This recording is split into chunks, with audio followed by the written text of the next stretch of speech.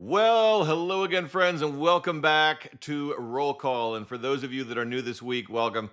This is the forum where we dig deeper into the principles that our team has introduced to you by way of our keynotes, breakout sessions, workshops, the Top Gun Teamwork Program. And if you and I have not yet met, my name is Robert Teschner, call sign Cujo. I'm the founder and CEO here at Team VMAX Group. And our conversation today is on doing without knowing why and talking through some of the ramifications, implications to us as leaders and as teammates when it comes to doing things without understanding why. And the trigger for this particular topic this week is the fact that it's in the United States of America, Memorial Day weekend. And I know we've got an international audience, but I think the lesson is universally applicable. In fact, I know that it is. So if you remember, and we do this every year, we talk about on how Memorial Day, my teammates and we always get emails and text messages and phone calls from friends across the U.S. Thanking us for our service on Memorial Day. And it's, I must say, always beautiful to get that kind of appreciation from people. I do not personally take it for granted. I think it's a very, very special thing. My teammates feel the exact same way. But we also all know that the kind of impetus for this is the fact that it's Memorial Day and that many people don't completely understand what Memorial Day is. And so we have this weekend in the United States. We're bombarded with there's sales everywhere. We're being told it's the official kickstart of summertime. People are barbecuing, they're jumping in pools, they're taking vacations. It's just so much fun. And there's this energy and excitement associated with Memorial Day that kind of triggers people to, hey, I know somebody that was a veteran. Let me send them off in the midst of doing the barbecue, whatever else. And in so doing, very likely we're missing the mark. We're doing things without exactly understanding why. And that's not a good leadership strategy. All right. So let me just read. In fact, I'm going to pull straight off of the DoD website here, just so that you all understand exactly what they're saying the U.S. Department of Defense is Memorial Day is all about. And here are their words. Observed on the last Monday in May, Memorial Day is an annual day of remembrance to honor all those who died in service to the United States during peacetime and war. The website goes on to say many people visit cemeteries and memorials, and volunteers place American flags on graves at national cemeteries. Finally, a national moment of remembrance takes place at 3 p.m. local time. So that's the point of Memorial Day.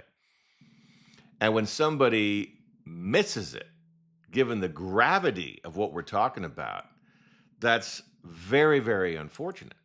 Now, I get it because I know that at whatever point it was that we kicked off the Memorial Day celebration, it was probably in the forefront of everybody's consciousness. And then as time goes on, we sort of forget why. We just know we've got this extra day off. It happens to be at a great time of year. We forget the reason why. We just continue to take the time off, and it takes on a whole new identity. And I'd say it's like that phenomenon is relatively insidious. So, a couple of takeaways for right now. Number one, Memorial Day, Day of Remembrance, remembrance of those who gave their all for the United States. That's something important. And the second thing, this insidious, hey, we're doing things, but we don't exactly understand or remember why. That's a leadership challenge. And I feel like, take Memorial Day out of the discussion right now, we fall victim to this all the time. I know that I did. I know that as a brand new fighter squadron commander, I just continued to do a lot of the things that my predecessor did, not exactly understanding, I suppose, why he was doing those things, but I just knew this was our rhythm. I didn't want to disrupt the rhythm, and so we just continued to do it. And maybe, thinking back on it, some of the things we were doing were a waste of time because the why behind it was no longer present. Illustration of that for you. I was working with a company. I was talking with a group of leaders once. They had just come off of the day prior a really, really long meeting, 6+ hour meeting. And so in our conversation conducted over Zoom, I asked the leadership team, was that meeting effective? And there was a long pause, and nobody would answer the question. I'm like, come on, leaders. I know that you spent a lot of time in this meeting yesterday. All I'm asking, yes or no, was it effective?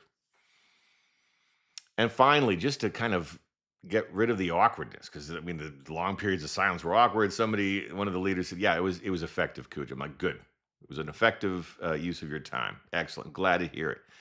Then I asked, "Why do you say it was effective?" And it put the leader on the spot, and the leader's like, "Look, thanks, Cujo. That's why we didn't want to answer your question." And that leader came up with a standard right now. Said, "Okay, well, here's why I say it was effective. We started on time.